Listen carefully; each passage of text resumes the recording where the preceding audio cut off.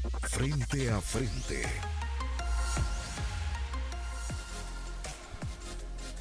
Son las 6 de la mañana con 30 minutos, martes 29 de junio del 2021. Buenos días y gracias por estar con Frente a Frente en Telecorporación Salvadoreña. Les saludo Moisés Urbina. Antes de comenzar, el agradecimiento a todas las personas dentro de la empresa y fuera de ellos, a quienes nos han escrito a través de las redes sociales y a través de mensajes para darnos el pésame por mi mamá que murió el jueves de la semana pasada. Gracias, se les agradece de corazón el abrazo a la distancia. Mami ya está en los brazos del Señor. Descanse en paz, Toñita. Una vez más, el agradecimiento que nos sintonice tan temprano. Vamos a tener dos partes esta mañana. En la primera, nos acompaña ya aquí en el estudio el doctor José Ernesto Navarro Marín, infectólogo del Hospital de Diagnóstico. ¿Cómo está, doctor? Buenos días y bienvenido. Muy buenos días. Disculpe, no sabía, me ha sentido pésame y a su familia también, que lo siento realmente. Gracias, Muy buenos doctor. días. Sí, aquí siempre dispuesto, colaborando. Nosotros le llamamos promoción y educación en salud. Yo creo que este tipo de programas es lo que estamos haciendo, enseñando a la gente, educando realmente lo que está pasando, que esto es una realidad, que no es nada estratosférico, sino que está presente con nosotros este virus. Y qué bueno que aprendemos todos los días más de este virus, que todos los días el virus nos enseña más a nosotros aún. Exactamente, y tenemos que aprender y tenemos que tomarlo en cuenta porque sigue presente y hay más casos. O sea, personalmente hemos visto por lo menos más llamados pidiendo plasma convaleciente y pareciese haber también un incremento de atenciones. Vamos a hablar de todo ello, el estado del COVID-19 en El Salvador, la cepa Delta, Delta Plus y otras variantes que pudiesen existir. En la segunda parte, desde ya la invitación para que se mantenga pendiente, aproximadamente a las 7:15 de la mañana, el licenciado Alejandro Zelaya, él es el ministro de Hacienda. El Ministerio de Hacienda y la ley Bitcoin, implicaciones, alcances y la apuesta financiera para El Salvador. Vamos a aprovechar para hablar unos instantes también de cómo están las finanzas del país y cómo se plantea lo que resta de este año 2021. El agradecimiento que nos sintonice tan temprano, buenos días y bienvenido. Doctor, el panorama que usted ve, ¿hay incremento de casos? Bueno, yo creo Por que lo menos en el área privada, es donde usted nos puede hablar, Sí. ¿verdad? Pues fíjese que nada menos el día de ayer yo quería ingresar a un paciente en el Hospital de la Mujer, que creo que tiene como 17 camas, y habían 4 pacientes en espera todavía para ver si había una cama libre. Esto es en lo privado, pues. Si lo vemos desde el punto de vista de consultas telefónicas o por video, yo estoy viendo prácticamente en la última semana 10 diarias. Y 10 diarias. sí, y no solamente eso, al momento de preguntarle a la gente cuántos se han enfermado en la casa, cómo lo consiguió, cómo se enfermó, etcétera. Bueno, uno porque fue al partido, otro porque estuvo en restaurante, otro porque estuvo en un bar, otro porque hubo graduaciones. Y yo le digo, ¿y en la casa cuántos sabes? Pues yo me aislé, pero no sé si cuando me hice la prueba ya estaba positivo. Total de que al momento uno no sabe realmente si hay un subregistro. Subregistro hay en todo el mundo. Y tal vez esta muestra que yo le estoy dando puede ser una forma por la cual podemos observar pues, que el número de casos sí va en aumento. Ahora, cuando usted me dice en el Hospital de la Mujer tiene 17 camas, habían 4 en espera y usted intentaba ingresar a alguien más, Sí. es porque por lo menos el área privada en ese hospital y podemos pensar ha de ser el mismo panorama en otros hospitales privados.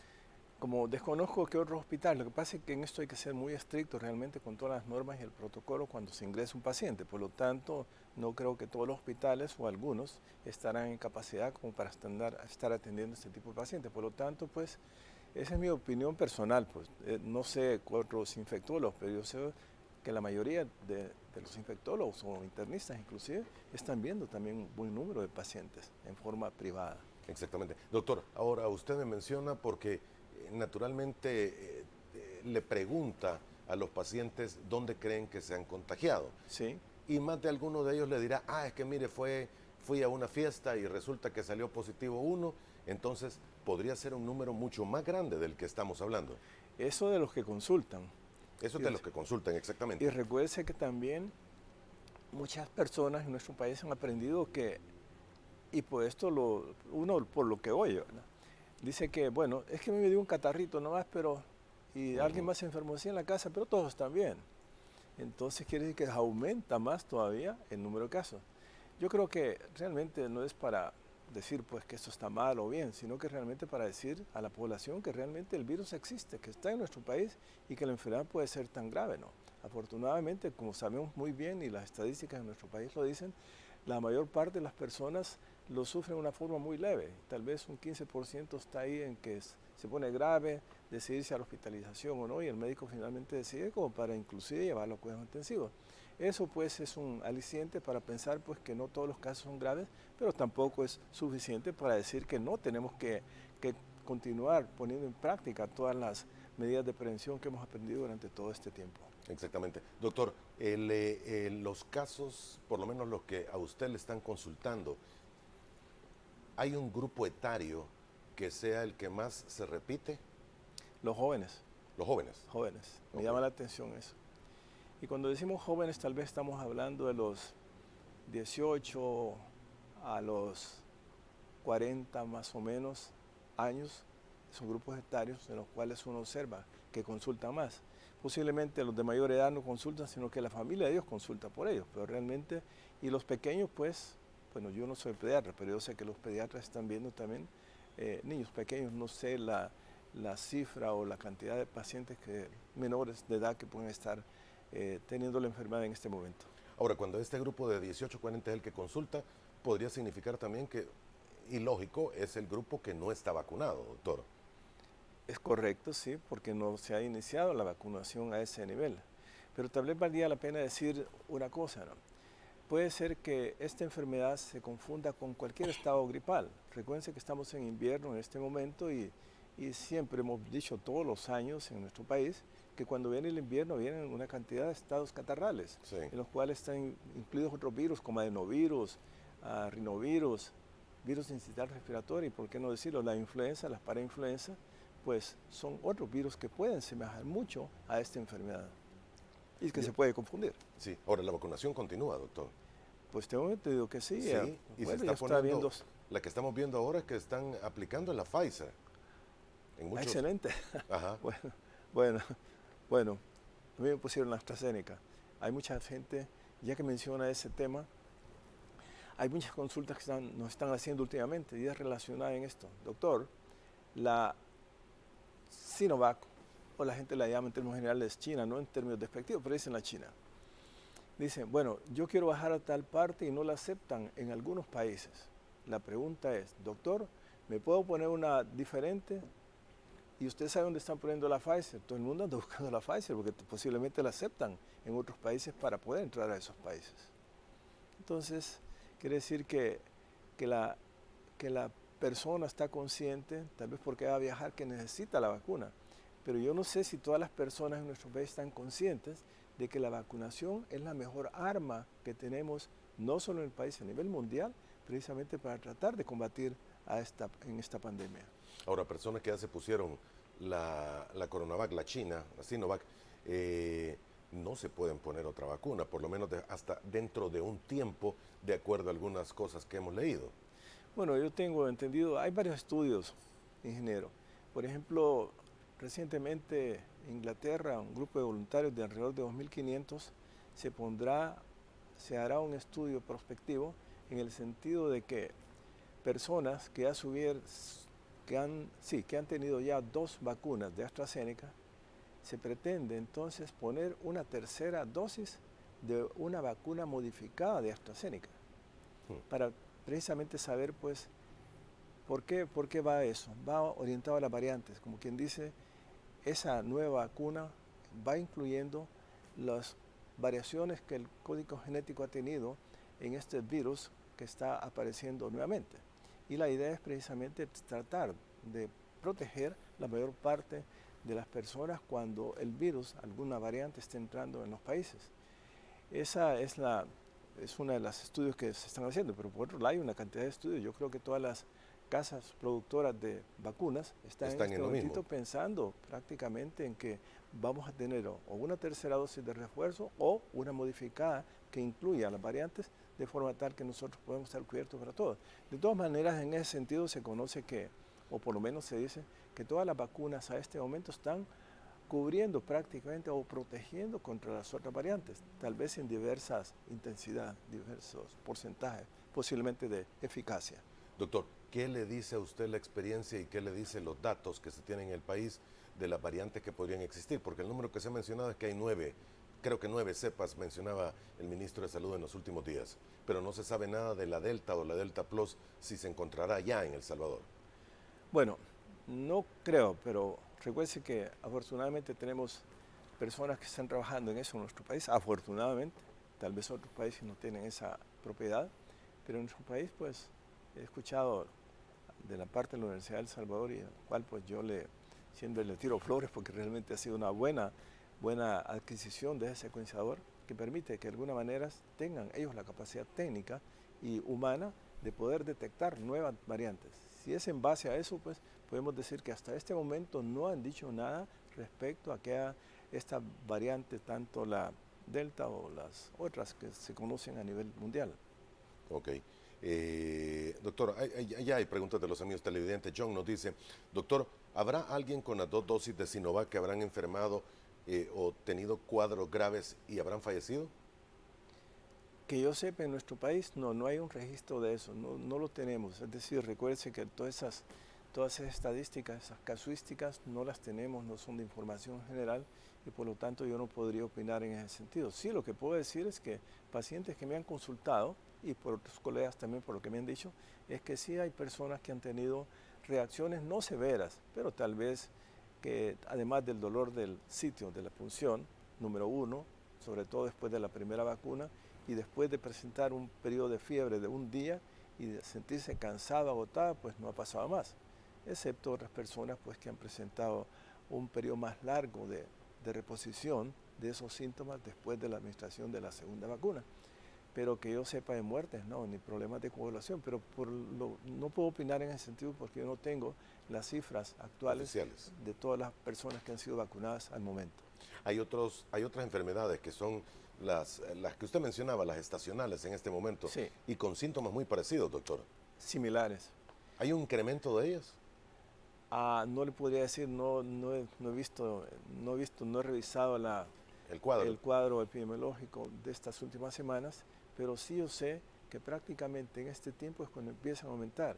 Y ahí tal vez un llamado a la población también de que se pueden confundir pensando que es un estado catastral que va a pasarme en 2 o 3 días y no es cierto, el coronavirus va a durar más tiempo y posiblemente tiene otras características adicionales que lo hacen diferenciar y el médico se encargará a través del laboratorio y otras pruebas tratar de definir si se trata realmente de un coronavirus. Acuérdense también, ingeniero, que hay otras coronavirus que siempre han estado en nuestro país, eso lo hemos dicho al principio. Hay una serie de cepas de coronavirus que siempre, por años nos han afectado con estados catarrales similares a lo que produce el adenovirus o el sincicial respiratorio u otros rinovirus.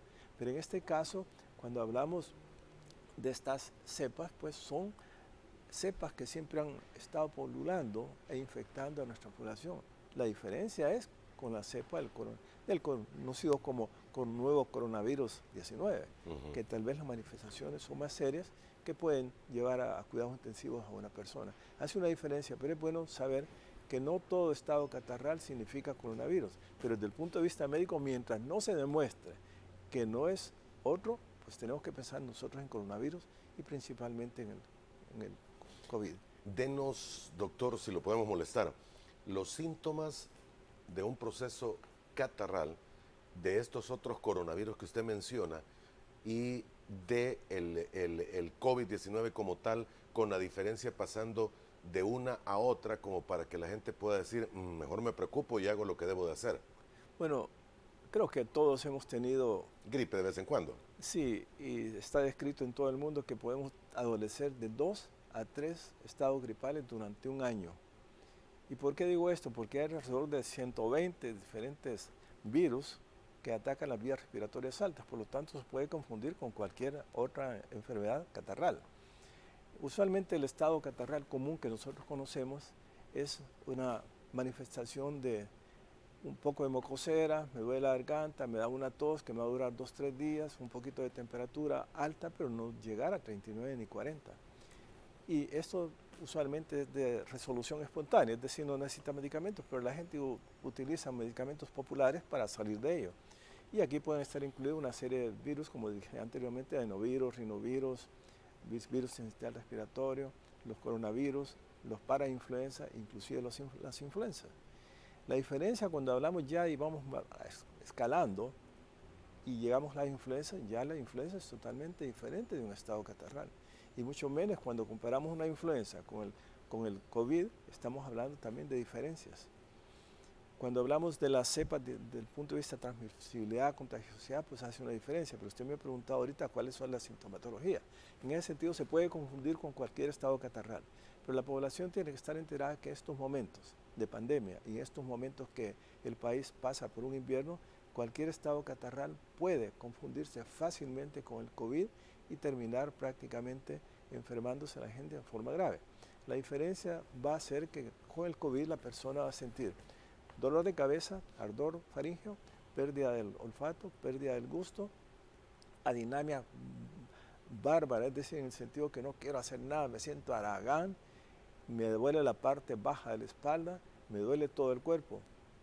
Se notó la diferencia de un simple estado catarral, por supuesto. Entonces quiere decir que la población, cuando conoce estos síntomas y consulta al médico, y a propósito de esto, creo que toda la gente está aprendiendo ahorita que lo primero que hacen es irse a hacer una prueba rápido o buscar la RT-PCR en diversos laboratorios que tenemos actualmente autorizados por el Ministerio de Salud, permite que de alguna manera eso es bueno por parte de la población, que es un gasto adicional, por cierto, pero también eso le da la impresión a usted que la persona se está preocupando realmente por definir si esto es un COVID o no es COVID cuando tratan de buscar esa prueba. Y no solamente eso, cuando empiezan a hacer las consultas por vía telefónica, es otra manera de indicar o de tener la impresión de que la gente se está preocupando realmente. Ojalá que todo el mundo se preocupara, pero no lo he visto en el sentido pues, de que la gente se aterrorice o que tenga temor o que tenga miedo, sino que saber, conocer, saber diferenciar cuándo yo debo consultar, cuándo debo hacer mi examen de laboratorio por indicación del médico y cuánto tengo que conocer acerca de este virus. La obvia pregunta, y creo que esta debería de haber sido la primera, ¿cree usted que estamos en un repunte de casos? Algunos le llaman segunda ola, otros le llaman tercera ola. Dejando el término ola de lado o recontagios, ¿estaremos en un momento en que van en elevación los casos, en aumento?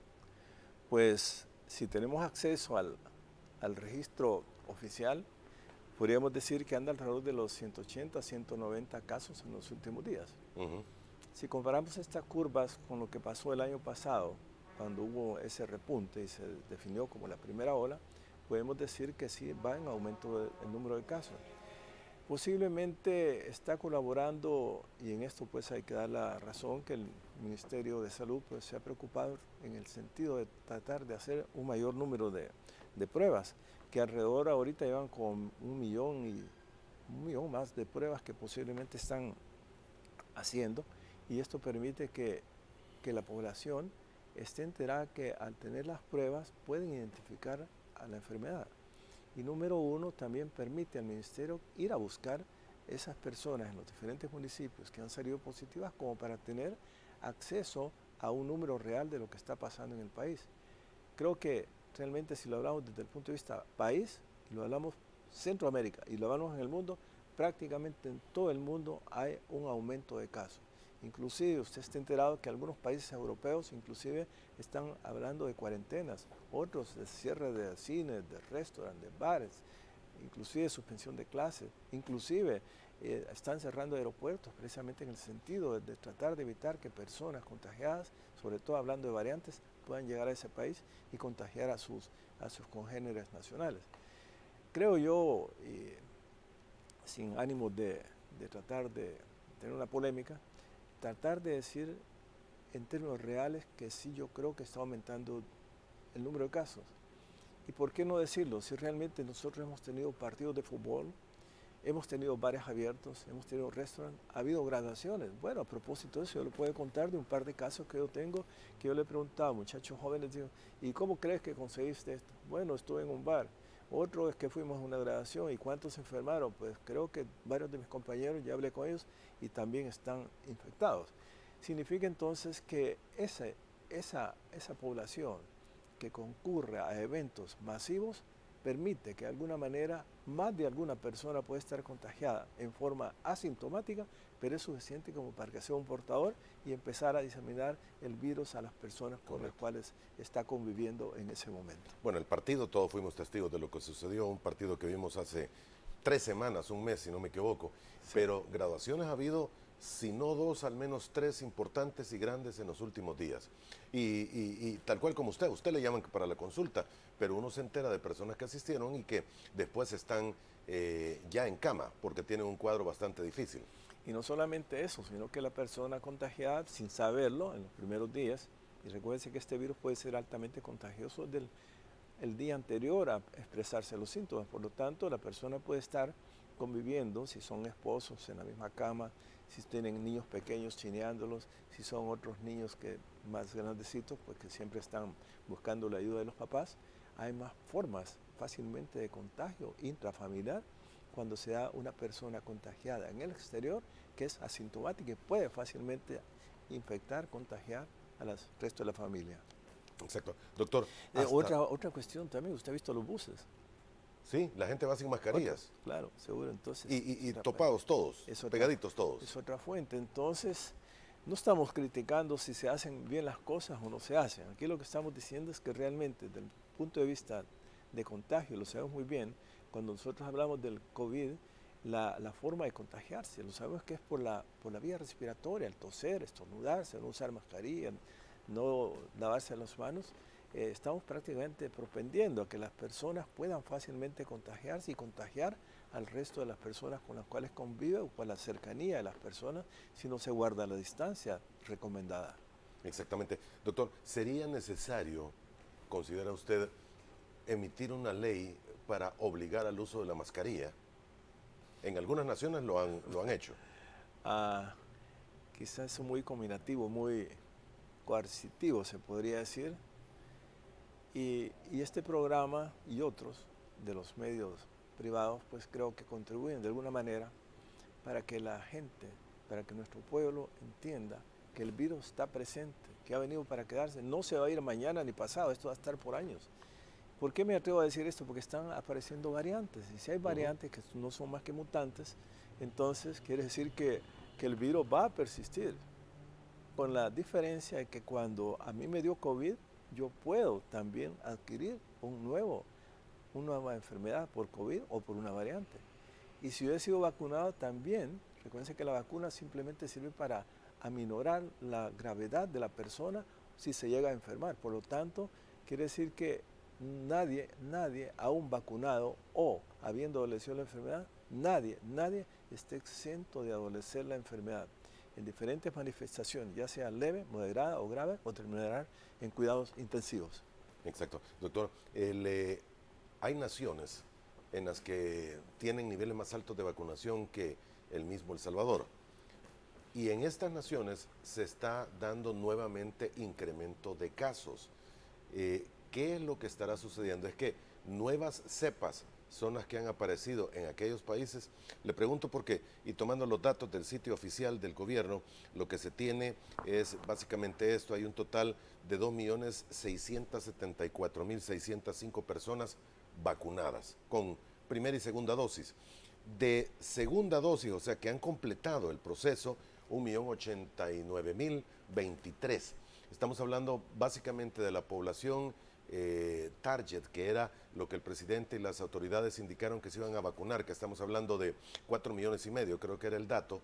Estamos hablando tal vez de un 25%, sino un 20% ya de la población con las 2 vacunas.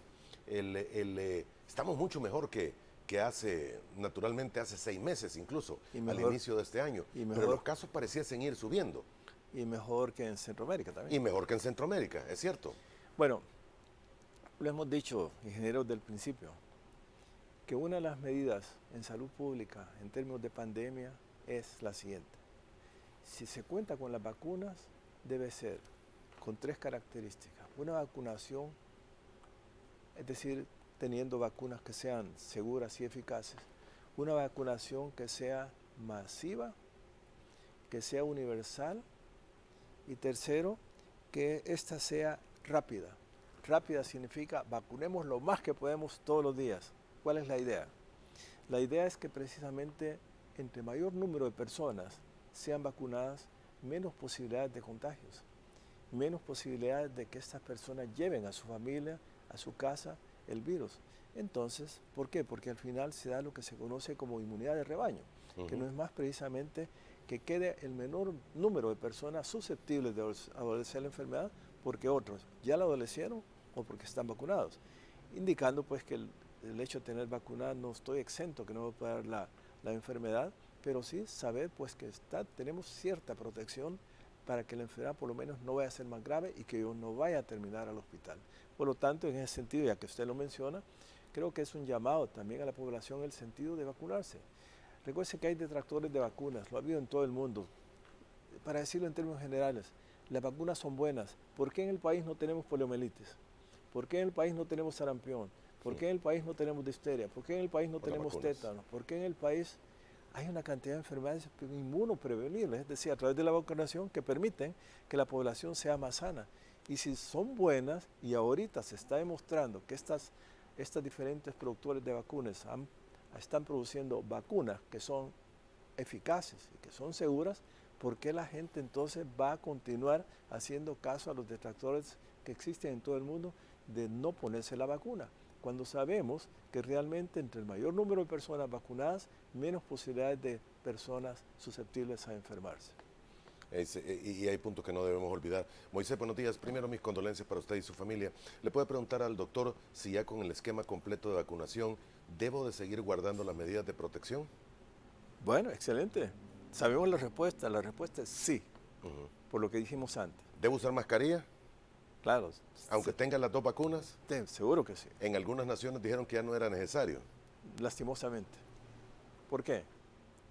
Porque hay el aparecimiento actual y el descubrimiento de nuevas cepas que no sabemos, aunque se ha dicho que todas las vacunas que se producen en este momento o que se han producido, a propósito, hay más vacunas, las conocidas ahorita son como las que conocemos en nuestro país, pero hay una cantidad de desarrollo de vacunas. Y entonces sabemos que si estas vacunas, a pesar de lo que se dice que pueden cubrir a esas mutantes o variantes, a ciencia cierta no sabemos porque estas variantes son únicas, son inteligentes y le podemos poner un término, un calificativo que diga realmente lo que significa una variante, el cual podríamos hablar extensamente posteriormente. Y significa entonces que si las personas están vacunadas, se les dice no usen la mascarilla, creo que es un error. En nuestro país no creo que se dé esa medida tempranamente. Aquí se tiene que seguir utilizando la mascarilla y todas las medidas conocidas hasta este momento en términos de tratar de proteger a la población a medida que vayamos aumentando el número de casos, digo, de personas vacunadas y aún teniendo la vacuna, digamos un 70-80% de la población, recordemos que al conseguir ese porcentaje de vacunación estamos dando la conocida inmunidad de rebaño. Por lo tanto, aún teniendo eso, las medidas tienen que seguir conservándose desde el punto de vista prevención. ¿Por qué? Porque está apareciendo variantes, mutantes, y entonces no sabemos realmente si nos va a proteger estas vacunas, a menos, por los estudios que dijimos anteriormente, que están haciendo a nivel de todo el mundo por parte de los productores de vacunas, en el sentido de modificar la vacuna suficiente como para que sea efectiva contra estas variantes. Exacto. Doctor, tengo que ir a la primera pausa, pero tengo las dos vacunas. Eso no significa que el COVID no me va a dar, me puede dar. Claro, por supuesto. En todo caso, me protege para que no sea tan grave o que tenga que ir a parar a un hospital. Es correcto. Si fuera la cepa normal inicial contra la que fue fabricada la vacuna, ¿es así? Es correcto, sí. Ajá. Ahora, si hay otra cepa circulando para la cual la vacuna tal vez no ha sido probada o no impide que me dé el golpe fuerte, igual puedo morir.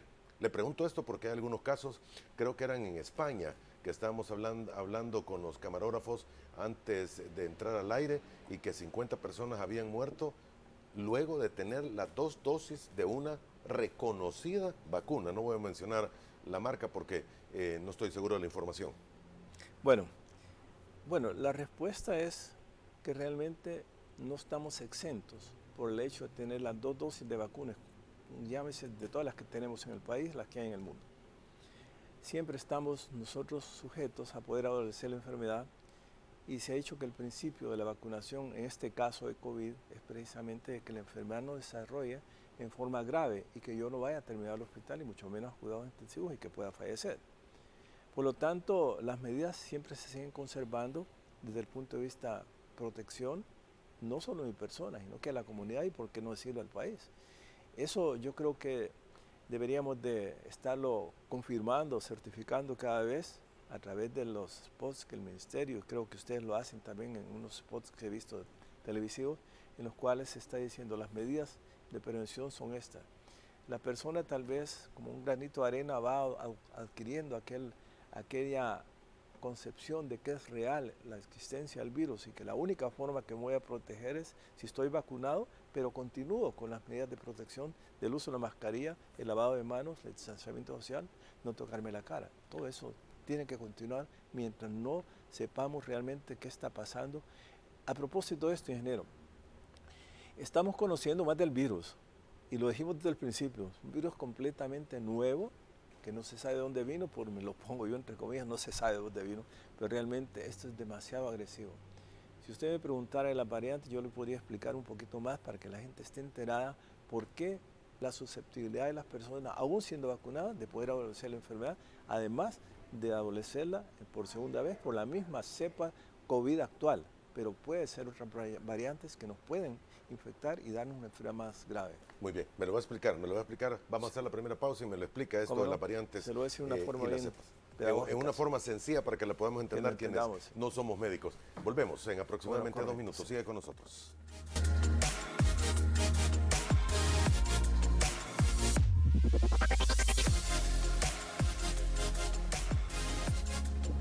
Muy bien, gracias por continuar con nosotros. El doctor José Ernesto Navarro Marín, infectólogo del Hospital de Diagnóstico, nos visita en esta primera parte de Frente a Frente. Doctor, me estaba pidiendo usted, y yo le pedía también que habláramos un poco de las variantes, de las cepas. Me pedía una imagen, ojalá que esta que vamos a poner en pantalla funcione para que usted nos pueda explicar cómo es y cómo es que se producen las nuevas variantes.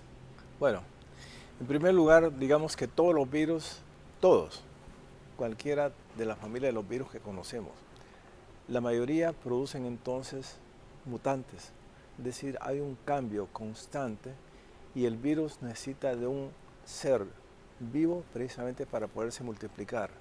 Si yo lo dejo aquí sobre este escritorio, no va a crecer ahí, no se va a multiplicar, pero sí puedo contagiarme a partir de él. Para vivir el virus necesita materia viva, células, y por lo tanto, si nosotros tenemos que el virus está mutando y tenemos una población en la cual hay un número de casos que va aumentando el número de casos, más posibilidades que este virus, cada vez que se multiplique dentro de esa persona, tiene posibilidades de hacer mutaciones, es decir, cambia su código genético, es decir, su genoma, su parte principal, sus ácidos nucleicos cambian de forma tal que va cambiando su estructura. En esa gráfica que ustedes pueden observar en este momento, la pedí en el sentido siguiente. Ustedes ven esa corona de espinas, digámosle así, alrededor, que le vamos a llamar espículas.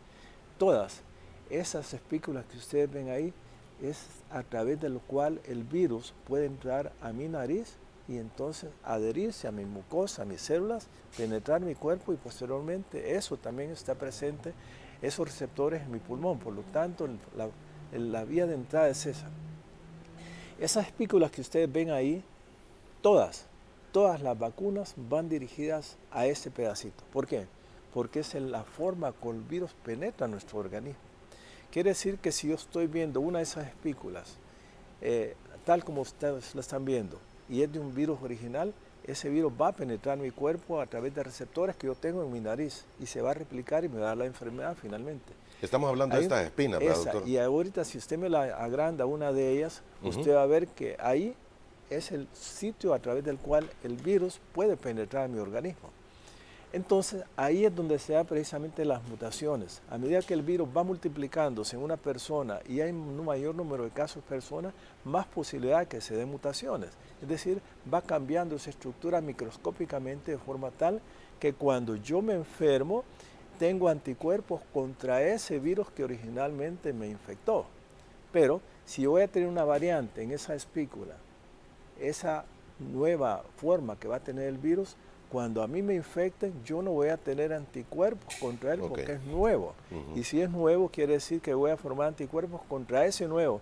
Y las vacunas van a ir dirigidas en este momentito a esas mutaciones, esas variantes que se estén dando, va a ir dirigida y por eso están modificando las vacunas actualmente para saber que esas vacunas van realmente a proteger a una persona que ha sido infectada por un virus mutante o que sea una variante. Doctor, lo que me está diciendo es, las vacunas han sido formuladas de tal forma que reconocen esa espícula. Correcto. Si la espícula cambia, ya no es, no sé si microscópicamente ya no será tan grande o cambia de forma, o la célula como tal del virus cambia, no hay forma de que una vacuna la ataque y el organismo no va a saber qué es lo que está recibiendo, ¿es así? Correcto. Y entonces, como lo conoce, lo va a reconocer como extraño, ¿qué va a hacer? Va a formar anticuerpos contra esa nueva virus. Entonces ahí vamos a tener que se van a dar las variantes. Y las variantes, si usted lo sabe actualmente, que ha cambiado. Se recuerda que usualmente se ha dicho que es la B.1, la YA.1, como que son las variantes que se han dado y se han descubierto en diferentes partes del mundo, digamos en África, Sudáfrica, que en Brasil, que en Inglaterra y en otros países. Entonces se le ha dado el nombre de la cepa sudafricana, la cepa británica, la cepa brasileña, etcétera, y la cepa hindú. Actualmente la Organización Mundial de Salud, para que la gente entienda, mejor se ha dicho a partir de este momento que se le va a conocer con el alfabeto griego. Y el alfabeto griego, pues si usted me acuerdo que lo estudiamos, el alfa, beta, epsilon, iota, kappa y todas el abecedario griego es el que se está utilizando. Y así de hoy en adelante conocemos que la cepa que se conocía como británica se conoce como alfa, la sudafricana se conoce como beta, la brasileña se conoce como gamma y la delta es la hindú. La delta es la hindú. Entonces de hoy en adelante la vamos a conocer como así. Y eso se ha hecho con el fin de no estigmatizar a los países como que son la fuente de ese virus que está irradiándose y diseminándose al resto del mundo. Esa fue la idea. Y de esta manera entonces las vamos a conocer de esta manera. Hay alrededor de 11 variantes conocidas en el mundo que se conocen como de interés y otras se conocen como preocupantes. Tal vez esté un poquito confuso, pero lo voy a decir de esta manera. Aquellas cepas que se conocen de virus, variantes, mutantes, que se conocen como de interés, son porque realmente tienen la capacidad en un momento dado de infectar a la comunidad y se encuentran en varios países. Se conoce cuando es preocupante porque cuando es preocupante, además de diseminarse en los diferentes países y en las comunidades, tiene las propiedades siguientes. Primero, que la enfermedad que se va a manifestar por esta variante es más grave, que los anticuerpos que tenga la persona por ese momento no lo van a proteger y inclusive que cuando esta persona se enferme por alguna de estas variantes va a tener la característica de producir una enfermedad más grave que posiblemente el laboratorio no va a ser capaz de detectarlo porque ha cambiado su estructura tal como lo decimos, y por otro lado también lo más probable es que el tratamiento actual que se tiene para este COVID no sea efectivo para esta variante. Por lo tanto, por eso se conocen como cepas variantes. Se conocen estas variantes como cepas preocupantes. Y si son preocupantes, quiere decir que dentro de esas están las 4 que hemos mencionado: la alfa, la beta, la gamma y la delta, que se conocían como los países en los cuales se había detectado originalmente. Esto es bien importante conocerlo, porque realmente en un momento dado, cuando se esté hablando aquí de la cepa tal, no va a decir la cepa británica, va a decir la cepa delta, y como usted quería conocer un poquito más de la No, y qué hindú, bueno saberlo. esa es la delta, ¿no? Qué bueno tener todo esto claro para ver qué es lo que está realmente ocurriendo. Hay algunos amigos televidentes, voy a aprovechar estos últimos minutos. M. Beltrán Fuentes, buenos días. En la primera ola de COVID, una forma fácil de detectar era cuando se perdía la capacidad de olor y sabor. ¿Sucede lo mismo con las variantes actuales circulando en el país, doctor? Hay estudios actualmente que cuando se ha hecho casuísticas de personas que han adolecido estas variantes, las manifestaciones pueden ser totalmente diferentes. Tal vez asociadas siempre a lo conocido, pero tal vez ya no es lo predominante, la pérdida del olfato, la pérdida del gusto, y por lo tanto se puede confundir con cualquier estado catarral. Y sobre todo cuando la tendremos nosotros en niños pequeños, porque siempre van a ser altamente contagiosos y fácilmente vamos a tener más transmisibilidad. La característica de esta variante es que es altamente transmisible, altamente contagiosa y puede producir una enfermedad grave. Por lo tanto, pues es correcto eso. Pregúntele al doctor, dice Coy Cabuto, ¿qué sabe del estudio en la Universidad de Oxford sobre una tercera dosis de la vacuna de AstraZeneca 10 meses después de la segunda dosis? Es lo que hablábamos, ¿verdad? Ya lo habíamos mencionado, que es un estudio en progresión ahorita, tratando de demostrar pues si vamos a necesitar una tercera dosis. Y lo más probable es que los otros científicos, productores de las otras vacunas estén pensando en lo mismo. ¿Y por qué no podemos decir que en este momentito necesitamos una tercera dosis? Porque el tiempo es corto. Ha pasado apenas, estamos hablando de un año que se inició la enfermedad, que se inició la vacunación y por lo tanto no sabemos cuánto tiempo va a durar esa inmunidad. Si a usted le dio, a mí me dio y yo me hago anticuerpos, lo más probable es que tenga aún anticuerpos, pero no estoy seguro qué tan protectores son esos anticuerpos contra la enfermedad si yo me vuelvo a contagiar. Exacto. Grisel Barrera, Moisés, una consulta. ¿Se sabe a partir de cuándo se comenzará a vacunar embarazadas? ¿Es recomendable esto, doctor? Hay estudios ya en progresión que están demostrando que sí es posible, con mucho cuidado porque el punto de vista de seguridad y efectos teratogénicos que puede tener sobre el producto, o sea, sobre el efecto. Sí, pero hay estudios ya, así como se ha demostrado también que en menores de edad también ya se está administrando la vacuna. Posiblemente nuestro gobierno en un momento dado, al tener acceso a esa información, puedan iniciar la vacunación en jóvenes. NW nos dice, ¿puedo ponerme una tercera dosis de Pfizer si ya me vacuné con las 2 de Coronavac? Es una pregunta que frecuentemente se hace, ¿no? Yo creo que yo no lo voy a recomendar, pero si es con fines de viajar y se la piden, pues, y si tiene acceso a él, pues yo diría, pues no le queda otro remedio, pero no es que yo lo esté recomendando, sino que sea por fines de negocio, por fines de transportarse o lo que sea. Si se la van a exigir, pues si no le permiten entrar, porque no es la vacuna que el país admite que puede tener efecto para que no nos vaya a contagiar a otras personas, pues esa sería mi respuesta. Ok. Y Ludovico dice, si uno está vacunado con las 2 aplicaciones y se hace una prueba de anticuerpos, ¿se va a reflejar los anticuerpos desarrollados en la prueba? Me imagino que se refiere a la prueba rápida de antígenos. Sí. Es decir, si a mí no me ha dado la enfermedad, ni por una vez ni una segunda vez, y si yo me pongo la vacuna, y seguro que no me ha dado, y yo me pongo las 2 veces de vacunas y me hacen posteriormente unos 4 o 6 meses después una prueba para buscar anticuerpos, sí lo voy a tener, porque es producto de la estimulación que el componente que lleva la vacuna me ha estimulado mi sistema inmunológico. Yo estoy produciendo anticuerpos contra eso que me han administrado. El que tenga anticuerpos no significa que tenga la enfermedad. No, para nada. Okay. Hay varias formas. Hay un anticuerpo que se conoce como IgM y otro que se conoce IgG. Esta puede ayudarnos en términos de diagnóstico muchas veces cuando nosotros tenemos una prueba que sabemos que no ha sido vacunada la persona y presenta una sintomatología parecida al COVID, se le hace la prueba de anticuerpos y produce una IgM en altas concentraciones, podemos decir que está activo el virus y está produciendo anticuerpos en ese momento contra el virus que ha infectado a la persona. Ok. Y doctor, termino con esto. Un amigo televidente pregunta, ¿las personas que han sido vacunadas están habilitadas para dar plasma convaleciente? No, ¿verdad? ¿O sí? Sí. ¿Sí? Bueno, actualmente ha sido una disputa de pensamiento precisamente en si el plasma convaleciente ayuda o no ayuda. Actualmente, de las formas como se puede estar combatiendo, además de la búsqueda de nuevos medicamentos, además de la búsqueda de nuevas vacunas que incluyan una protección contra las variantes, también se está pensando precisamente en eso, que los virus, que los plasmas convalecientes pueden ayudar a la recuperación de la persona.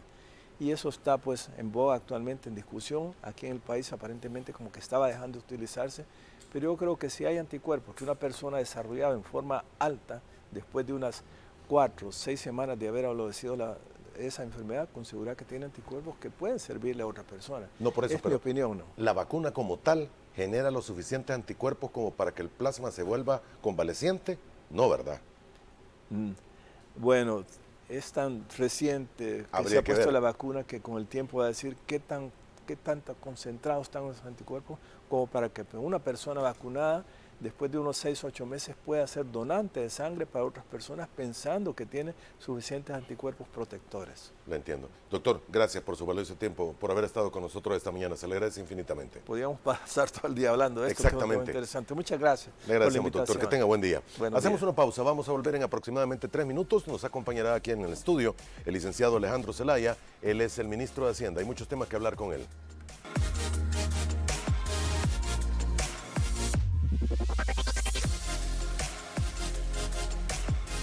Muy bien, gracias por continuar con nosotros. El licenciado Alejandro Zelaya, ministro de Hacienda, nos acompaña en lo que resta de este programa hoy martes. ¿Cómo está, señor? Bienvenido, buenos días. Muy buenos días, Moisés. Bueno, aprovecho también, Moisés, para darle mi más sentido pésame por la muerte de su madre. Muy buenos días a todos los salvadoreños que a esta hora de la mañana ya nos sintonizan, pues, y con mucho gusto hablaremos sobre temas hacendarios y sobre temas económicos que están muy en boga en estos días. Así que a darle toda la información necesaria a sus televidentes. Gracias por hacer el tiempo y acompañarnos esta mañana. Hay muchos temas que hablar con usted que dependen naturalmente de las decisiones que se tomen para los próximos días y cómo afrontar las necesidades y los momentos fiscales que se tienen. Pero antes déjeme preguntarle, ministro, sobre lo que se ha venido mencionando insistentemente desde el día de ayer sobre la wallet, esta cartera, los $30 que se van a depositar para las personas que bajen la aplicación. Sí, porque existe, y creo que usted fue contundente al decirlo, miren, ese dinero no se va a poder cambiar a dólares, o sí se va a poder. No, hemos sido muy claros, y de hecho el presidente también salió a aclararlo el día de ayer. ¿Y por qué salimos a aclararlo, Moisés? Yo voy a ser muy específico, ¿no? Porque el Diario de Hoy y Diario El Mundo, que son dos rotativos, de hecho el Diario El Mundo puso en un posteo de Twitter, puso un tweet diciendo que yo había dicho literalmente no se podrán convertir. Lo que yo, en una entrevista en un programa televisivo el día de ayer me preguntaron que si los $30 yo los podía ir a sacar al cajero, porque mucha gente estaba pensando en irlos a sacar al cajero. O sea, a bajar la aplicación, no usarla, sacar el dinero e irse. Entonces le dije yo al entrevistador en ese momento, mire, eso sería lo equivalente a regalar el dinero. Y nosotros lo que pretendemos realizar es un incentivo para el uso de la wallet, si no, no estaríamos incentivando el uso de la billetera electrónica del gobierno, sino que estaríamos regalando el dinero de manera irresponsable. Entonces, nosotros lo que queremos hacer es incentivarlo. Entonces, esos fondos estarán disponibles para consumirse, es decir, para ser gastados en comercios, para ser gastados en la compra de víveres, en las actividades cotidianas, en las actividades cotidianas del comercio. Entonces, porque si no sería... Utilizados como tales, como moneda digital. Utilizados como tal, como moneda digital, y son $30 que va a tener el ciudadano que descargue la wallet, que son totalmente gratis, pues es un bono de bienvenida, si lo queremos ver así. Entonces, pero para usarse dentro de la wallet como tal. Entonces, hay muchas personas que dicen, miren, no baje la aplicación porque entonces el gobierno va a tener todos sus datos para hacer lo que quiera con lo que le está pidiendo la aplicación. Y adicional, que si usted baja la aplicación, dicen, usted estaría aceptando que ya tiene los medios para operar en Bitcoin y no en dólares, y el gobierno lo podría obligar a solo operar en Bitcoins. No hay una Le traslado tal cual como se mencionó, claro, y está bien, lo habrá oído. Y está bien, Moisés, y de hecho de eso se trata, aclarar las dudas para la población.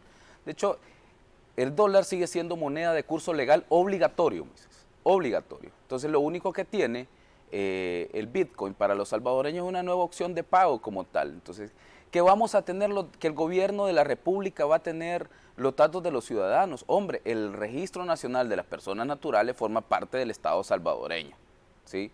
Y esos datos están ya consignados en todos los registros del Registro Nacional de las Personas Naturales. Su DUI lo emite el RNPN, Moisés. Entonces nosotros, en el Estado salvadoreño como tal, bajo una protección institucionalizada, bajo una protección de los datos personales que no pueden ser divulgados, solo bajo ciertas investigaciones judiciales, tributarias y de otro tipo, esos datos se reservan. Pero el Estado salvadoreño ya tiene, de hecho el Estado salvadoreño tiene sus datos desde el momento de nacer, si no usted no fuera ciudadano salvadoreño. El Estado salvadoreño le da una partida de nacimiento a través de las alcaldías, que forman parte también de la unidad primaria del Estado. Entonces, es falso de que nuestros ciudadanos deban temer de que su gobierno tenga los datos como tal. Todos los gobiernos del mundo tenemos los datos de los ciudadanos como tal. Claro, hay normas para proteger esos datos y hay normativa que nos obliga a no compartir esos datos como tal. Excepción hecha si, por ejemplo, a alguien se le está investigando el cometimiento de un delito, Moisés. Así es. Entonces, el RNPN tiene que compartir información con la Fiscalía General de la República para hacer las vinculaciones y las investigaciones necesarias. Lo mismo pasa cuando hay en curso una investigación tributaria, por ejemplo. Y nosotros necesitamos tener acceso para revisar cuáles son las vinculaciones de los presuntos evasores, ¿no? Y realizar junto a la Fiscalía General de la República una investigación judicializada de cada uno de estos casos. En el Ministerio de Hacienda hay una base de datos de todas las empresas. Entonces no se puede decir que se les va a entregar por primera vez al Estado salvadoreño los datos de todas las personas. Hemos sido siempre muy responsables con el uso de toda la información que posee el Estado. Hay reglamentación necesaria y no se va a cometer ningún abuso como eso. Es más, esto va a ser una nueva opción que va a permitir la atracción de inversiones, reducción de costos y también una disponibilidad efectiva para todos los usuarios. Usted va a poder transferirme, Moisés, si quiere, transferirme a mi wallet a las 12 de la noche. A veces tenemos el problema de que un familiar, por ejemplo, necesita pagar una cuenta de hospital en la emergencia y no hay cómo transferirle porque los bancos están cerrados. Entonces, usted lo va a poder hacer en el momento que lo necesite y lo va a poder realizar en dólares también. El Bitcoin será una opción más, pero yo puedo decidir pagarle en dólares a usted, Moisés, y usted va a apretar un botón y va a decir recibir dólares. Entonces es mucho más sencillo de lo que parece y también de cómo algunas personas quieren hacerlo ver para tergiversar y engañar a la población. Yo he escuchado algunos pronunciamientos de alguna gente que ha dicho incluso, es la moneda de Satanás, es la moneda... O sea, hombre, de verdad, nosotros somos muy respetuosos de las creencias religiosas de cada persona, pero no se trata de una moneda de X o Y o de tal o cual cosa que nosotros estamos haciendo un plan para conquistar y para manejar a todos los salvadoreños. Yo escuchaba ayer a un economista de la UCA que decía que nosotros lo que queremos es tener los datos de todos los salvadoreños para tener control total de los salvadoreños. Entonces yo dije, solo falta que diga que los vamos a manejar luego como robots. Entonces, o sea, argumentos tan burdos, Moisés, argumentos tan burdos que de verdad deberían de quedar en el pasado y realizar una discusión seria. Nosotros hemos hecho las explicaciones necesarias sobre la caja de convertibilidad, sobre el uso de la wallet, sobre en qué momentos usted puede recibir dólares o cómo puede elegir recibir Bitcoin, que seguimos dejando al dólar como nuestra moneda de referencia en materia contable. Escuchaba o leía hace 1 o 2 días a un dirigente de una gremial empresarial que decía, las normas internacionales de contabilidad establecen que el Bitcoin es un activo y no es una moneda. Entonces, claro, porque ningún país lo ha adoptado hasta el momento. Y además de eso, la ley de adopción del Bitcoin como tal dice específicamente, los registros contables se seguirán manteniendo en dólares y nada más. No dice que tiene que tener una referencia a los precios en Bitcoin. No, los registros contables seguirán siendo en dólares. Las pensiones, los salarios, todo se seguirá pagando en dólares. Lo único que usted va a tener ahora es una opción para poder recibirlo si así lo desea. Y si no, le va a apretar en su misma app recibir en dólares. Punto.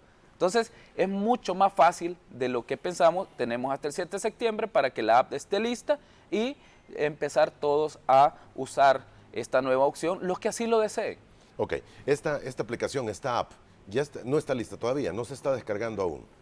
No. Aún no está lista. El presidente Bukele en la conferencia de la semana pasada, en la cadena nacional, fue muy claro al decir también, dice que vamos a tener la lista a partir del mes de septiembre. ¿Qué es lo que pasa? Nosotros estamos realizando anuncios para que la población se esté enterando. Algunos dicen, mire, pero es que esa ley no pasó a consulta y arman un montón de revuelo. Entonces nosotros les decimos, miren, estamos reglamentando, de hecho lo hemos anunciado. En el caso de la ley de integración monetaria, Moisés, entró en vigencia de la noche a la mañana y el dólar empezó a circular y sin más capacitación. Nosotros estamos realizando, no equivale a un periodo de consultas como también lo tergiversó el Diario del Mundo diciendo que yo había puesto ayer, me preguntaron hacer un paralelismo y les digo, mira, hagamos, si podemos hacer un paralelismo, lo que yo les puedo decir es que la ley de integración monetaria entró de la vigencia de un día para el otro. Se aprobó en los últimos días de diciembre y el 1 de enero estaba vigente. Esta ley tiene 90 días para reglamentarse, para presentarse, para oír. Nosotros nos estamos reuniendo con algunos sectores, estamos escuchando expertos también. Entonces, para reglamentarlo de la mejor forma y poco a poco se va a ir dando cuenta también nuestra población, Moisés, de que este es el futuro de la economía. Nosotros no podemos estar aislados del mundo y es una tendencia a nivel mundial. De hecho, casi todos los países ya están pensando en regularlo. La FED se pronunciaba el día de ayer y decía, hay que regular el tema de las criptomonedas. Y cuando hablamos de regular, hablamos incluso de sopesar si es moneda de curso legal, cómo van a convivir con el efectivo, decían ellos. Nosotros estamos regulando en este momento cómo conviven las criptomonedas, en específico el Bitcoin, con el efectivo que es el dólar. Y esa es la recomendación de la FED. Entonces, ¿por qué? Porque ya no podemos detener el fenómeno de la economía digital. Entonces, tenemos que adaptarnos a ella, regularla de la mejor forma. ¿Para qué? Para sacar el mayor provecho. ¿Por qué? Porque todos los fenómenos o todo lo que hace el ser humano tendrá pros y contras. Dependerá de cómo usted regula, como legislador o como hacedor de política pública, cuánto provecho le saca. Y eso es lo que nosotros estamos tratando de hacer con la introducción del Bitcoin en El Salvador. Algunos economistas, entre ellos Luis Membreño, que estuvo ayer aquí en este estudio, yo no estaba Eduardo Arévalo, pero vi la entrevista y mencionaba él varios puntos sobre el uso del Bitcoin y la ley, perdón, tal cual y como está planteada en este momento. Y decía, si es tan bueno, ¿por qué le están ofreciendo $30 en la wallet? No, claro que es bueno, pero tenemos que incentivarlo de alguna forma también. ¿Por qué incentivarlo si es tan bueno, decía él? Bueno, Moisés, la aplicación de energías renovables, la aplicación de energías renovables como tal, la ejecución o la implantación de plantas de energía solar en El Salvador, ¿es bueno o no es bueno? Claro que es bueno, pero tiene un incentivo fiscal. Tiene un incentivo fiscal. ¿Por qué? No le cobramos impuestos durante los primeros 10 años del proyecto porque es una energía verde, limpia, renovable. Entonces, el hecho de que algo sea bueno no quiere decir que no lo vas a incentivar. El hecho de que algo sea bueno incluso implica incentivarlo de mejor forma. ¿Por qué? Para que se logre masificar su uso. Entonces, lo mismo que hacemos con energías renovables, atracción de inversiones y es lo que se está haciendo con la wallet. Es lo que se está haciendo también con la wallet. ¿Por qué? Porque entre más usemos esta aplicación, tendremos también un mayor ecosistema alrededor de ella. Y ese ecosistema alrededor de la wallet del gobierno es atracción de inversiones, dinamización del comercio, que existan nuevas aplicaciones. Habrán miles de wallets privadas que probablemente le ofrecerán algún beneficio. Nosotros, el beneficio que estamos ofreciendo en este momento, Moisés, es la reducción de los costos de intermediación. Si usted va a un comercio, le cobran un 6% de comisión al comercio. Usted como comprador no lo ve, pero el comercio, el banco le cobra un 6% del uso de la tarjeta de crédito, si usted paga con tarjeta. Esa es la comisión. En algunos casos es mucho menor que esa y en otros pues un poquito mayor. Ahí depende de cómo negocia el comercio con el banco como tal. Entonces, nosotros tenemos que incentivar de alguna forma, uno, la reducción y dos, el bono de bienvenida para el uso de la población, el de las empresas. La wallet de las empresas tenemos que hacerla de una forma también que sea atractiva para el uso de todos los comercios, si no, nadie la va a usar. Entonces, el hecho... O sea, va a haber otra wallet para las empresas. Es que hay versiones. Hay una wallet, y el presidente fue claro también con esto, hay una wallet para el ciudadano y una wallet para las empresas. ¿Por qué? Porque el flujo de efectivos que usted tiene, Moisés, como ciudadano no es el mismo. Va a ser mucho menor que el que maneja una empresa grande. No es el mismo que el que tiene una empresa, por ejemplo, o el que tiene un banco. Entonces, habrá que regular para cada uno de ellos un tipo de versión específica como tal. ¿Esta regulación tendrá para las empresas cobro de comisiones o impuestos No por se- parte del Estado? No se ha valorado y se ha dejado, o sea, los impuestos es lo que hay que pagar normal, No, ¿verdad? claro. O sea, IVA, renta, o sea, esos hay que pagarlos para seguir contribuyendo. No, pero pues. por el manejo de los fondos a través de la No, wallet no, no, empresarial. no. Nosotros hemos dicho que la wallet va a ser totalmente gratis, sin cobro de comisiones. Y algunos dicen, pero entonces el Estado va a asumir ese cobro de comisiones y todo eso. Y el presidente ayer decía, bueno, y cuando traemos dólares de Estados Unidos, porque los tenemos que traer en avión y todo. O sea, no es que solo los que ya andan en circulación, ¿no? Cuando los dólares que en físico se dañan, hay que irlos a cambiar. Y pagamos nosotros el 100% de todos los recibos que hay que pagar, flete, seguro, la elaboración.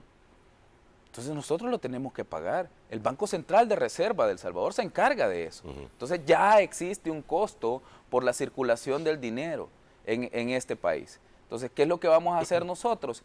Que ese costo, en vez de, porque actualmente el Estado paga por el transporte de dólares y por la elaboración de dólares hasta que están en El Salvador.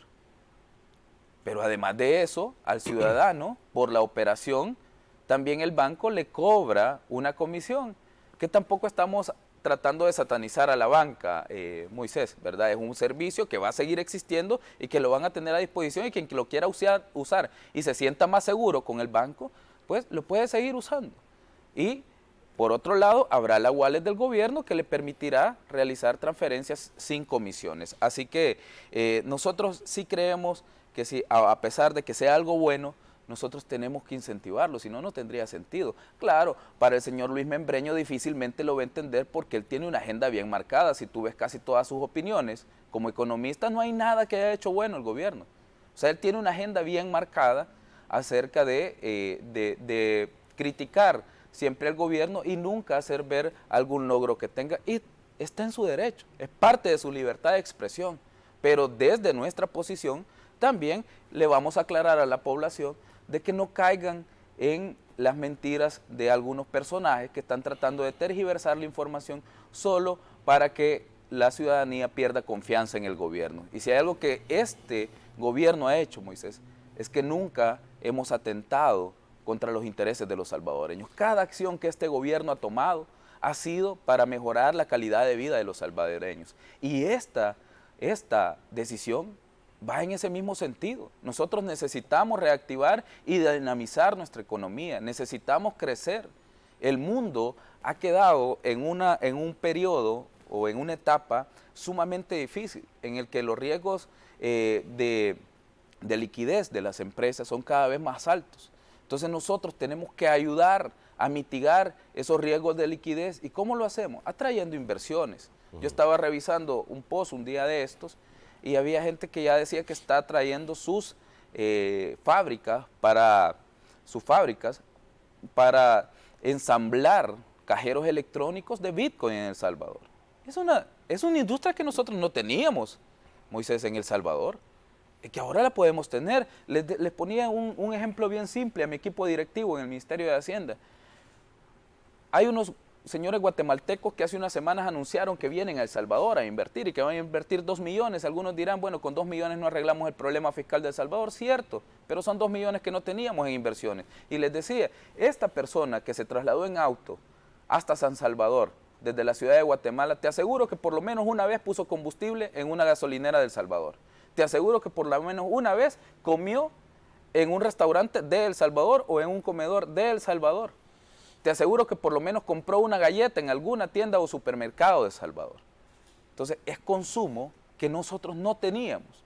Entonces, así se dinamizan, entonces así se atraen inversiones. Y claro que es una apuesta planificada, es una apuesta que se ha consensuado a nivel de los costos fiscales que va a tener y también... Porque van a haber costos fiscales, señor. Pero porque van a haber beneficios. Si tú quieres tener beneficios, Moisés, no te puedes esperar a quedarte de brazos cruzados y decir, bueno, no voy a hacer nada, voy a esperar. Si tú quieres reactivar, mira el bypass camino a Sor City. ¿Cuánto nos costó? Claro que tiene un costo fiscal.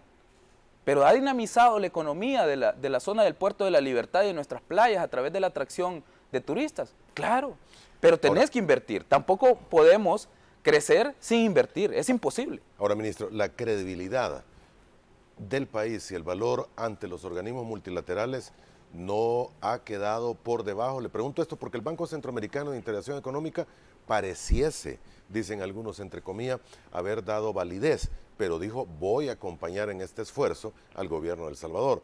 Pero Fondo Mundial y Banco Mundial pareciesen tener opiniones muy diferentes. Mire, el Fondo Monetario Internacional lo que ha dicho es, bueno, nosotros necesitamos saber cuál es la dimensión de la apuesta económica que ustedes están haciendo en este momento. El presidente se reunió con el Fondo Mundial. Nos reunimos junto al presidente, yo me reuní ese mismo día con el Fondo Monetario Internacional.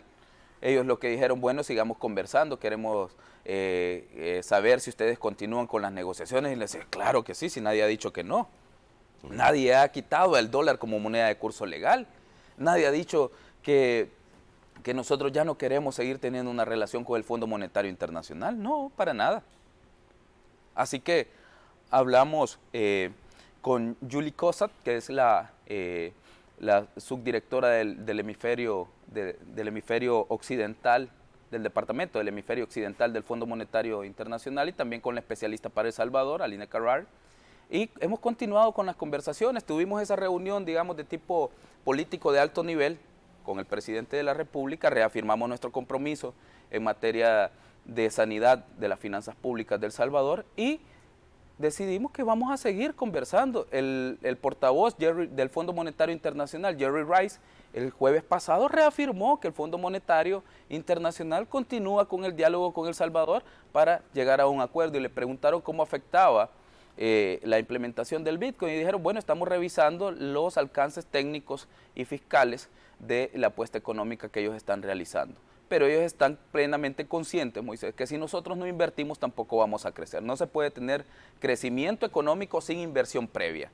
Si no, vamos a seguir haciendo lo mismo que han hecho todos, administrar el sistema y esperar a ver qué milagro sucede, a ver qué depara el destino y a ver cómo va nuestra economía. Entonces tenemos que hacer una apuesta bastante fuerte para esto. Hemos conversado con los organismos internacionales, hemos conversado con el Banco Centroamericano de Integración Económica.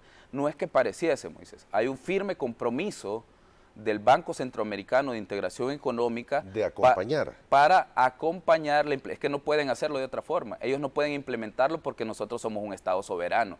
Entonces, y ellos son un organismo multilateral externo. Entonces, si ellos dicen nosotros vamos a implementar Bitcoin en El Salvador, sería básicamente una invasión a nuestras facultades soberanas como Estado. Entonces, ellos acompañan, al igual que el fondo acompaña. El acuerdo con el Fondo Monetario Internacional es un acompañamiento, porque si no, ellos dijeran vamos a hacer un ajuste fiscal en El Salvador. Ellos no pueden hacer unilateralmente un ajuste fiscal en El Salvador. ¿El riesgo país no ha subido? No, el riesgo país no ha subido. Evidentemente hay... ¿El valor de los bonos tampoco? El valor de los bonos se ha mantenido estable en los últimos días. Creemos que siempre cuando este tipo de noticias suceden, siempre habrá una reacción en los mercados. Son así, Moisés. Esa es la naturaleza de los mercados internacionales. Cuando el presidente Biden anunció el plan fiscal de Estados Unidos, hubo una reacción en los mercados. Ahora mismo que Italia ha anunciado un plan fiscal de 28.000 millones para incentivar su economía y que se lo aprobó la zona euro, hay reacciones en los mercados. ¿Por qué? Porque va a haber un gasto público. Entonces, todas las decisiones económicas que tome un Estado tendrá algún impacto o algún movimiento en los mercados internacionales de valores. Hoy por hoy, El Salvador mantiene la confianza de sus inversionistas. Hoy por hoy, El Salvador mantiene el rumbo económico que hemos trazado desde un inicio con el plan despegue económico. Hoy por hoy mantenemos nuestro nivel de inversión, seguimos entregando computadoras, seguimos invirtiendo en obras viales, seguimos renovando nuestra red de hospitales, hemos comprado recientemente el 50% del total de camas hospitalarias del país. De verdad, Moisés, es una inversión sin precedentes y además de eso estamos continuando con nuestro nuestro buen ritmo de vacunación. De verdad somos referentes a nivel mundial no solo en el manejo de la pandemia, sino también a nivel de reactivación económica. Hoy por hoy, la economía salvadoreña es la que más aceleradamente se está recuperando de la emergencia por COVID-19 y creemos que vamos por buen rumbo. Y esta opción del Bitcoin, Moisés, solo es una alternativa más para los salvadoreños y una apuesta económica enmarcada en el mejoramiento de las condiciones de vida de toda la población. Muy bien, tengo que hacer la última pausa, vamos a regresar en aproximadamente 2 minutos. Le invitamos a que siga con nosotros, hay muchas preguntas a través de las redes, no creo que podamos leerlas todas, ya volvemos.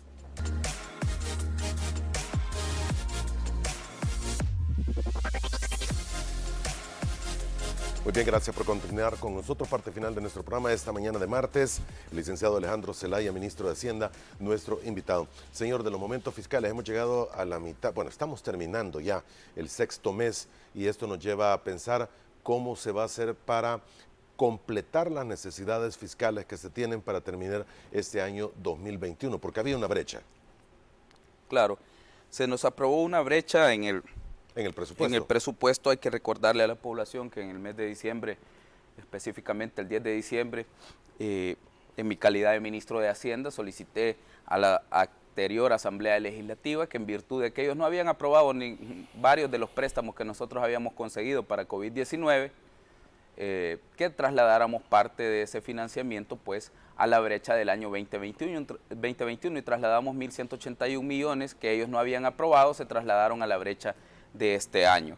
Así que hemos estado en conversaciones, ya hemos llenado con parte de esas operaciones, las ha cubierto el BES y otras las han cubierto otros multilaterales y algunas que hemos hecho emisiones de CETES para temporalmente cubrir esas faltantes de liquidez en la caja fiscal. Se van a trasladar a una operación de largo plazo con un multilateral. Okay. Esas mismas emisiones de CETES es una facultad que nosotros tenemos y que la han tenido todos los gobiernos también. Y es una herramienta, de hecho, la liquidez de corto plazo, que nosotros incluso hemos sido responsables, Moisés. Hemos sido el primer gobierno en reducir el porcentaje de emisión de letes del 30% al 25%.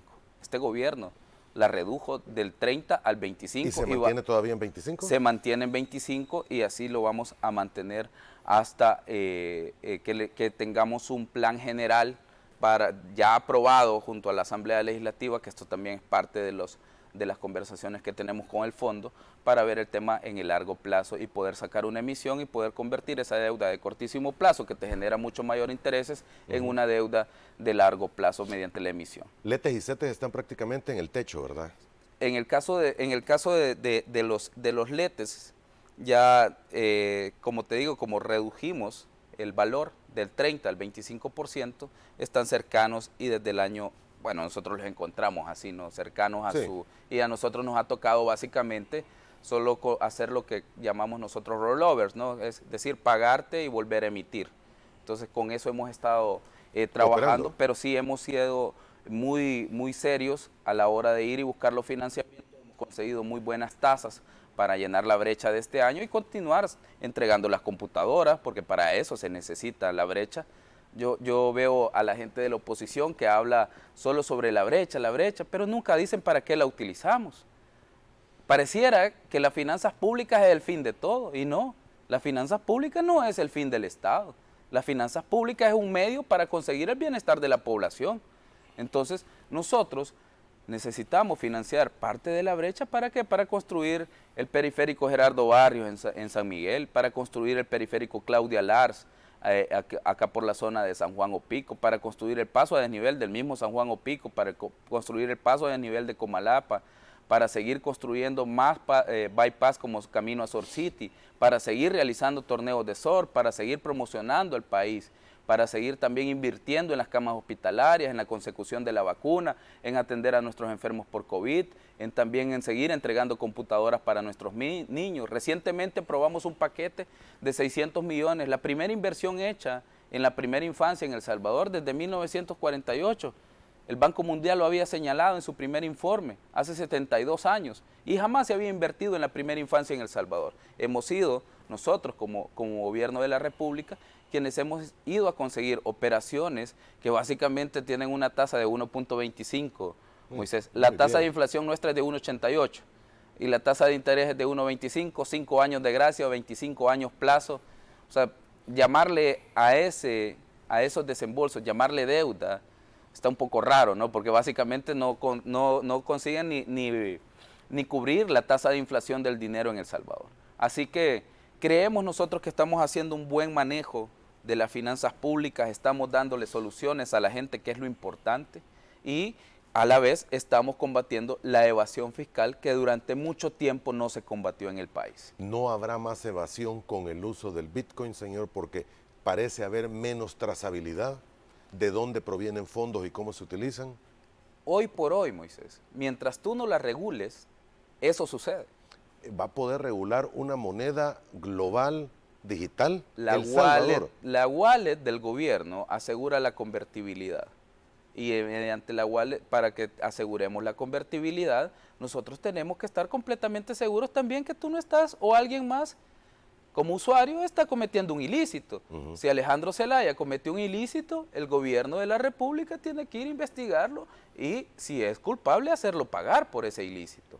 Entonces, yo no he escuchado a ninguno en todas estas conversaciones que hemos tenido con la comunidad de bitcoiners e inversionistas que digan, yo quiero ir a lavar dinero a El Salvador, y están en Estonia, por ejemplo, yo quiero ir a lavar mi dinero a través de El Salvador para cambiar dólares. No, no se trata de eso.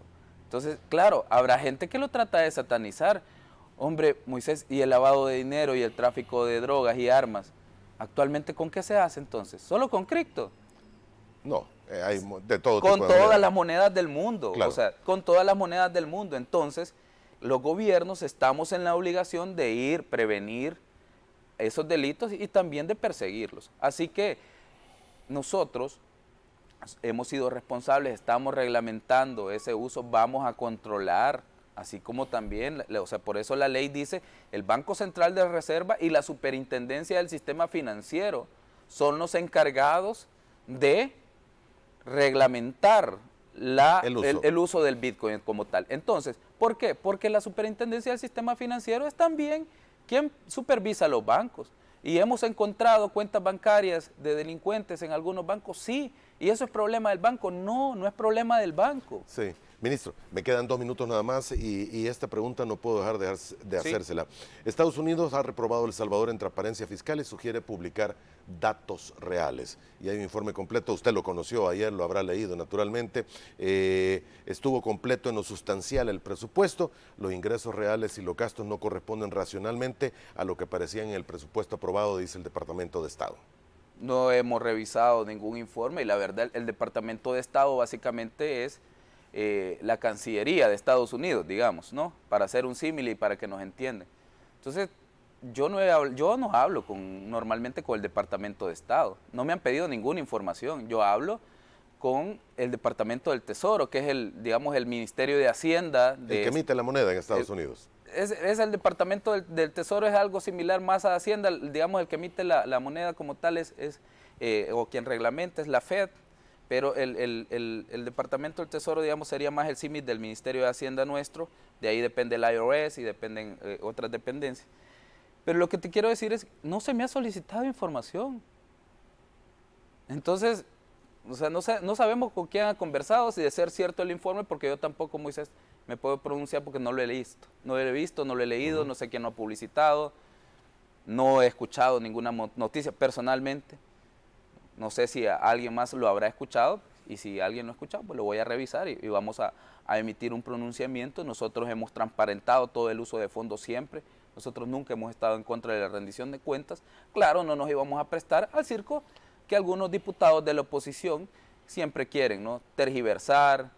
Decía una diputada del FMLN, que ahora, bueno, la exdiputada Yancy Urbina en su momento, decía que nosotros habíamos tenido a disposición cerca de 9.000 millones de dólares solo para la emergencia, cuando realmente no desembolsaron más que 700 millones y con eso todavía tuvimos que darle casi 200 millones a las alcaldías que ellos dominaban en su momento y de las cuales les sigo recordando a todos los salvadoreños, los alcaldes salientes no han rendido cuentas de casi 200 millones entregadas en la emergencia. Y la Corte de Cuentas está en la obligación de auditar esos fondos y también de determinar responsabilidades si hay algún uso indebido, porque eran para atender la emergencia por COVID-19. Así que no hemos tenido una conversación con el Departamento de Estado. No entiendo por qué la Cancillería como tal debería de referirse a temas fiscales, por lo menos no he visto el reporte como tú lo mencionas, y una vez que lo veamos pues nos vamos a pronunciar. Muy bien, hasta aquí llegamos, no tengo más tiempo. Gracias, ministro, por haber estado con nosotros. Gracias a ti, Moisés, y gracias a todos los televidentes que también nos acompañaron, así que bueno, sigo reiterando, informémonos, debatamos, escuchemos, pero sobre todo escuchemos opiniones serias y no nos dejemos llevar también por gente que de verdad quiere tergiversar la información y dejar al gobierno de la República mal parado frente a la opinión de nuestros ciudadanos. Así que muy buenos días a todos y que disfruten su martes. Gracias por habernos acompañado. Usted también, amigo televidente, muchísimas gracias. Le esperamos mañana a la misma hora, si Dios nos lo permite. Buenos días.